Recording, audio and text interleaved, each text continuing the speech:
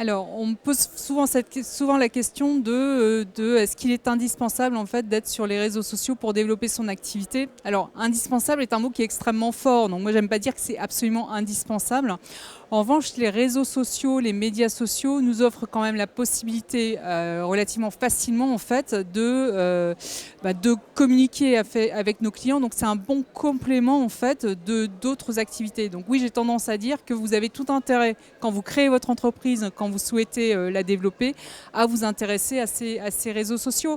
Et en plus, au-delà du développement de trouver des clients ou de fidéliser nos clients, ils peuvent nous servir à beaucoup d'autres choses également. Il ne faut pas l'oublier en fait. Nous servir à être en veille, à nous tenir informés, nous servir également à trouver des prestataires, des partenaires qui vont nous aider dans le développement de notre activité, voire même trouver des collaborateurs.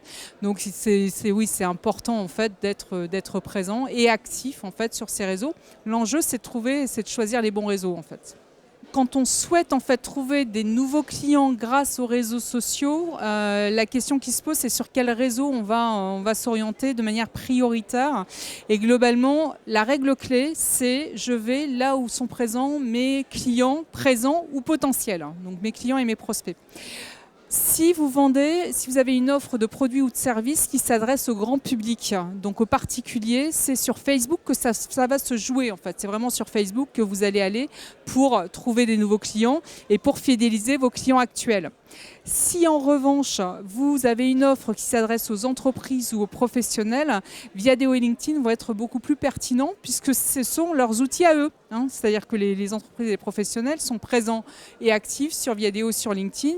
Ils peuvent être présents sur Facebook, mais c'est dans la sphère privée. Donc du coup, c'est pas là en fait qu'on va avoir une conversation avec eux. Quand on aborde LinkedIn et Viadeo, pour vraiment bien les utiliser pour faire venir à soi des prospects, en fait, on a vraiment 3 étapes, 3 leviers prioritaires. Le premier levier, c'est notre profil. Le deuxième levier, c'est le partage d'actualités. Et le troisième levier, ce sont les contacts, donc les personnes avec lesquelles on est en contact. Notre profil, il faut qu'il raconte la bonne histoire et qu'il contienne les bons mots-clés. Donc mots-clés qui pourront être trouvés en fait par le moteur de recherche de LinkedIn ou de Viadeo.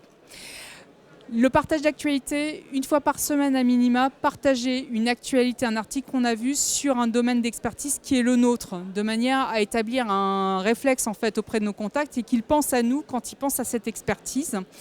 Et le troisième levier, c'est d'être connecté avec les bonnes personnes, donc être connecté notamment avec des prospects potentiels, des clients actuels ou des clients avec lesquels on est en train d'enrichir la relation et l'écosystème en fait de notre expertise. Et quand on a rassemblé en fait ces 3 leviers, quand on utilise ces 3 leviers, on a une formule gagnante en fait pour recevoir un peu des appels entrants en fait pour attirer en fait de nouveaux clients ou des prospects sur des nouvelles expertises.